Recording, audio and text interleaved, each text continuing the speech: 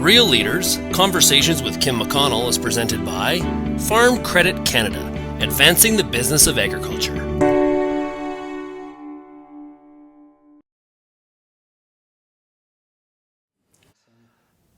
I have with me today the man that many people would call the father of agricultural biotechnology, Dr. Rob Fraley.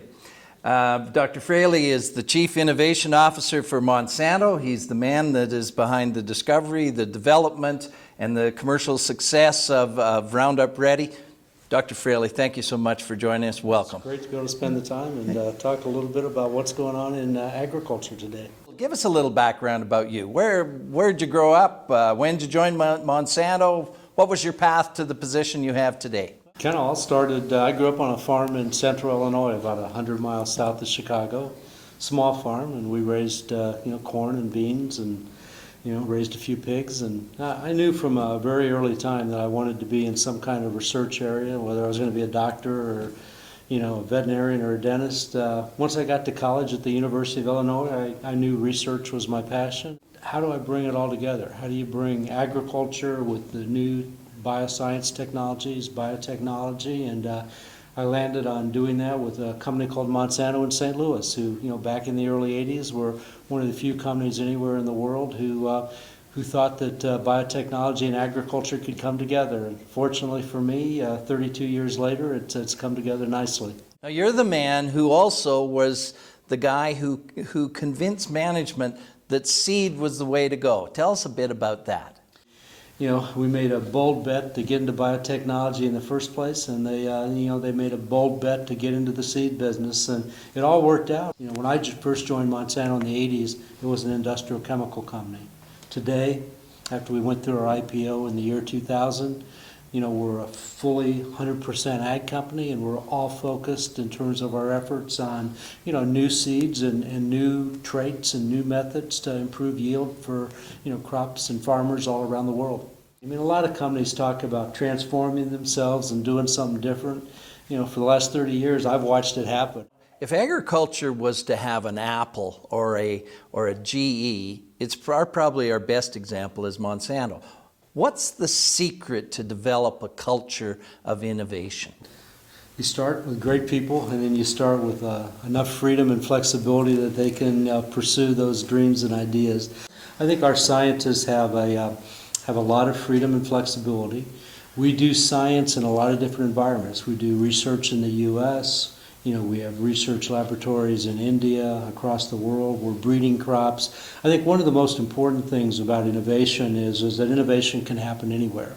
We try to keep a very, very open attitude towards licensing and partnering with companies, so that we can complement all the stuff we're doing within the company with all the best stuff and the great minds going on around the world. And I think that's been a big key to our success. The important thing is if you're going to do new stuff, you have to stop some of the old stuff. And, stopping things to allow you to explore new areas is really an important part, I think, of research management. Does speed play a role here? Our management team of the company sits around a table like this every Monday morning. And, we have a head of a commercial, I'm the head of research, we have head of our different strategy and business groups, and, our focus is how do we basically invent, how do we develop, how do we launch, how do we market, technologies that benefit farmers. What's the biggest challenge you face? The single biggest challenge we face is to find that next generation of plant breeder who's going to come into the company.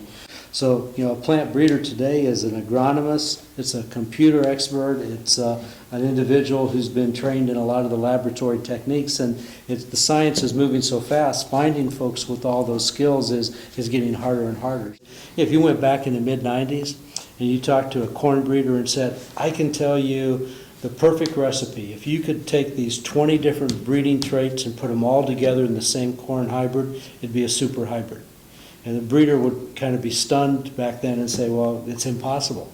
And you'd say, why? Well, because he said the odds of doing that would be literally 1 in a trillion, which is about how many corn plants we plant across the country every year. So it's impossible. But again, with the markers, the robots, the tools, You can now bring 20 different characteristics together in just a couple of years of breeding cycles using these new tools. What are the things that are on the future that get you excited? We're going to now see the computerization of the farm. And today, we're talking about yield zones that might be 20 meters by 20 meters. In a few years, we'll probably be farming foot by foot. What are some of the other areas that you see as real exciting?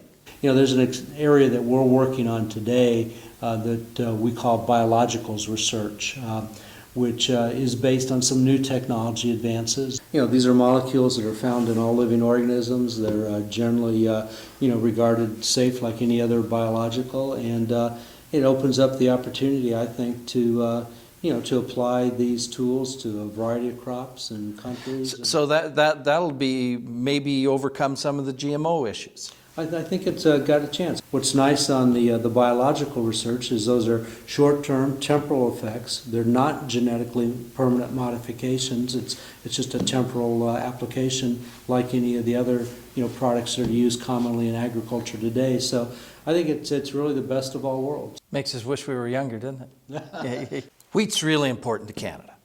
We got to have a competitive crop in wheat and the whole works. What's Monsanto's plans to do more in Canada with the wheat? Wheat's a challenging crop. It's a complicated genome structure. It's going to take time, but I think there's a real opportunity, and I think the tools and techniques that exist that have been developed are directly applicable. So we're excited about that opportunity. So we're breeding right now for the different classes of wheat. We're setting up programs with several of the key universities to work with germplasm, trade germplasm, exchange the use of markers and tools like that, and put in place the ability to use these tools. Wheat's one of the largest crops in the world. It's important to both the U.S. and Canada, and we'd like to be able to be one of the companies that can bring these new technologies into the market. Do you have a recommendation that some things that Canada could do to enhance and help move this crop along quicker?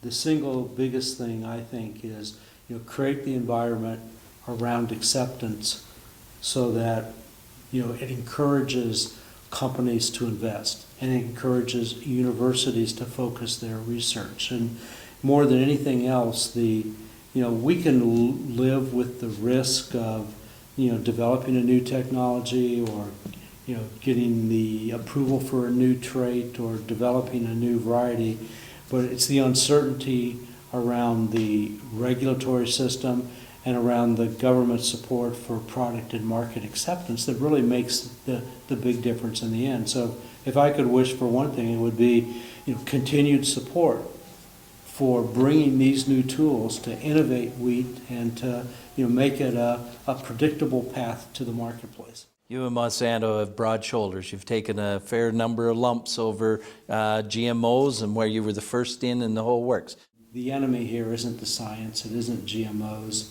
The enemy is, we've got a growing population, we're going to have growing demand, we need to be able to, conserve resources, we need to be able to farm land more sustainably. I see things coming together, and I'd like to believe that that combined with the fact that, biotech crops now have been in the marketplace since the mid-90s.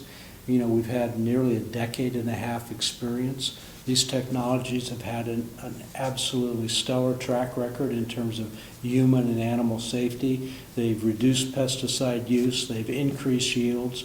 They're now being grown in 30 countries around the world. I think in many cases, we've gone into another generation, and that's exciting. And I think that we'll still see advances from biotechnology in the future. We're going to see advances from breeding. We're going to see advantages as the farm becomes data rich and computerized. And bringing this all together is going to make farmers everywhere, I think, better farmers, more profitable farmers, more sustainable farmers. Dr. Fraley, it's been a pleasure to spend time with you. We've We've heard from the father of agricultural biotechnology. You seem as excited about it today and what the future has as what the future as the past has had. I've had 30 remarkable years with the company. I'm not sure I'm good for another 30, but I think we're going to see some really cool science and products. And you know, when you can turn good science into good products, it helps farmers everywhere. And you know, the company, that's what it believes in. And it's been a pleasure for me to be part of it. Thank you. Thank you very much.